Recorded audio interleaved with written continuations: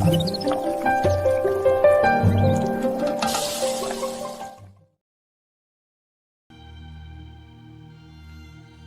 యొక్క పరిశుద్ధమైనటువంటి నామానికి మహిమ కలుగును గాక. కూడి వచ్చిన మీ అందరికీ కూడా ఈ ఉదయకాల సమయంలో ఈ యొక్క అనుదిన దేవుని వాక్యాన్ని ధ్యానిస్తున్న ప్రతి ఒక్కరికి మా హృదయపూర్వకమైన వందనాలు తెలియజేస్తున్నాను. ఈ సమయమందు దేవుని యొక్క పరిశుద్ధ లేఖనాన్ని ఈరోజు మనం చదువుకుని ధ్యానం చేద్దాం. ఎఫెసీయులకు రాసినటువంటి పత్రిక 4వ అధ్యాయము 30వ వచనం.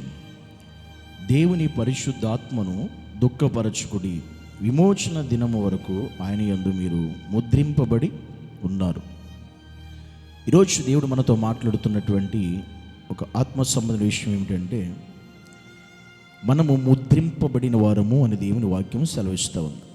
ఎవరు ముద్రింపబడినటువంటి వారు అంటే, ఎవరమైతే ఈరోజు ఈ లోకాన్ని విడిచిపెట్టి క్రీస్తుని నమ్మి మారు మనసు పొంది రక్షించబడి ఆయన రక్తం చేత కడగబడిన మనందరము కూడా ముద్రించబడినటువంటి వారం. ఏ విధంగా మనం ముద్రించబడిన వారం అంటే, దేవునిలో మనం ముద్రించబడి ఉన్నాం, ఆయన యందు ముద్రించబడ్డాం.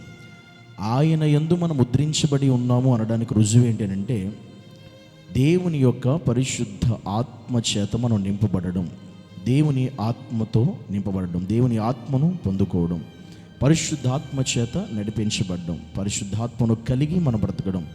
ఇది ఆయన యందు మనకున్నటువంటి ముద్ర. అనగా అది క్రీస్తుని నమ్మిన ప్రతి ఒక్కరిలో కూడా పరిశుద్ధాత్మ పని చేస్తాడు, పరిశుద్ధాత్మ దేవుడు అని నడిపిస్తాడు. అంటే పరిశుద్ధాత్మ చేత మనం నడిపించబడుతుండాలి. అలాగ నడిపించబడుతున్నటువంటి మనము పరిశుద్ధాత్మని దుఃఖపరిచే పరిస్థితిలోకి వెళ్ళకూడదు. అంటే పరిశుద్ధాత్మ మనం ఎప్పుడు దుఃఖపరుస్తాం, ఏ సందర్భాలు అంటే, దేవునికి ఇష్టం లేని కార్యాలను, దేవునికి ఇష్టం లేని పనులను మనం మన శరీరం లేదా మన ఆలోచనలు, మన చూపులు, మన ఉద్దేశాలు, మన మాటలు, మన క్రియలు ఎప్పుడైతే పని చేస్తాయో అప్పుడు మనలో ఉన్నటువంటి రక్షించబడి మనలో ఉన్నటువంటి దేవుని ఆత్మ, పరిశుద్ధాత్మ దుఃఖపరచబడుతూ ఉంటాడు. అంటే క్రీస్తుని నమ్మి రక్షించబడిన మనము కూడా లోక సంబంధంగా ఆలోచిస్తున్నామని, లోక సంబంధంగా మాట్లాడుతున్నామని, లోక సంబంధమైన పరిస్థితులకు అవకాశం ఇస్తున్నామని మనలో ఉన్న దేవుని ఆత్మ దుఃఖపరచబడుతుంది. కానీ ఇక్కడ వాక్యం చెబుతుంది, మనము దేవుని పరిశుద్ధాత్మను దుఃఖపరచొద్దు.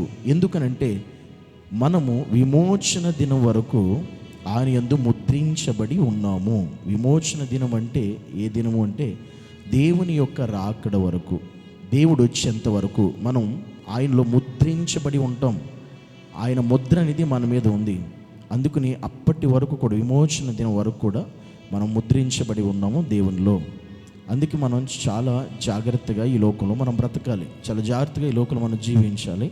దేవుని ఎదుట పరిశుద్ధాత్మని దుఃఖపరచకుండా మనం బ్రతకాలి. అందుకని వాక్యం సెలవిస్తుంది, ఆత్మను ఆర్పకుడి అని బైబిల్ చెబుతుంది. పరిశుద్ధాత్మని దుఃఖపరచొద్దు అని వాక్యం చెబుతుంది.